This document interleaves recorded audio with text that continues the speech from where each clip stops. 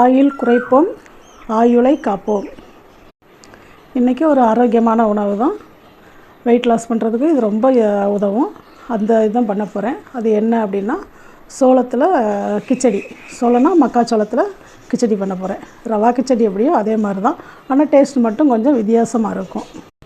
அதுக்கு first cooker அடுப்பில் வச்சுட்டு ஸ்டவ் பற்ற வச்சுட்டு அதுக்கப்புறம் அதில் 2 ஸ்பூன் எண்ணெயை ஊற்றிக்கணும். எண்ணெயை ஊற்றிட்டு எண்ணெய் காஞ்ச உடனே கடுகு, சீரகம் ரெண்டையும் போட்டு தாளித்து விட்டுட்டு, அப்புறம் 3 பச்சை மிளகாவை கீறி வச்சுருந்தேன். அந்த 3 பச்சை மிளகாவை உள்ளே போட்டு அதை கொஞ்சம் நல்லா வதக்கி விட்டுட்டு, அதுக்கு பிறகு கருவேப்பிலையும் வெங்காயத்தையும் உள்ளே போட்டு அதையும் நல்லா வதக்கி விட்டுட்டு, அப்புறம் கொஞ்சம் இஞ்சி துருவி வச்சுருந்தேன். அந்த இஞ்சியும் உள்ளே போட்டு கொஞ்சம் வதக்கி விட்டுட்டு, அப்புறம் கேரட்டு, பீன்ஸு, குடமிளகா இதெல்லாம் வெட்டிச்சேன். குடமிளகா கொஞ்சோண்டு தான் இருந்தது. அந்த கொஞ்சோண்டு வெட்டி உள்ளே எல்லாம் ஒட்டுக்கா உள்ளே சேர்த்து அதையும் கொஞ்சம் வதக்கி விட்டுட்டு, இந்த ரவை எடுத்து வச்சுருந்தேன். 1 கப் ரவை வச்சுருக்கிறேன்.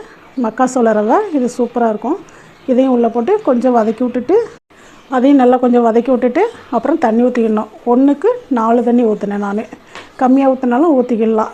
இதுதான் நல்லாயிருக்கும். ஆனால் ஊற்றி நல்லா உப்பையும் போட்டு நல்லா கிளறி விட்டுட்டு, அது கொஞ்சம் சூடு ஏறின உடனே குக்கரை க்ளோஸ் பண்ணிட வேண்டியது தான்.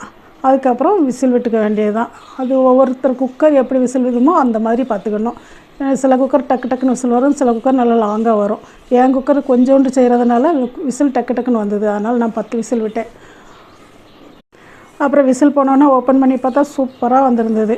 இதில் கொஞ்சம் சாம்பார் பொடி போட்டுக்கிட்டோம்னா இன்னும் டேஸ்ட்டு சூப்பராக இருக்கும். நான் போட்டுக்கலாம். மல்லித்தலையும் இல்லை, அதனால் நான் மல்லித்தலையும் போடலை. தக்காளியும் போடணுன்னா போட்டுக்கலாம். நான் அதெல்லாம் போடவே இல்லை. இது இவ்வளோ தான் போட்டேன். அவ்வளோ ருசியாக இருந்தது. இதுக்கு சாம்பாரும் டேஸ்ட்டாக இருக்கும், தேங்காய் சட்னியும் நல்லாயிருக்கும். சும்மா சாப்பிட்றதுக்குமே ரொம்ப நல்லாயிருக்கும். இந்த வீடியோ உங்களுக்கு பிடிச்சிருந்ததுன்னா லைக் பண்ணுங்கள், ஷேர் பண்ணுங்கள், கமெண்ட் பண்ணுங்கள், சப்ஸ்கிரைப் பண்ணுங்கள். நன்றி.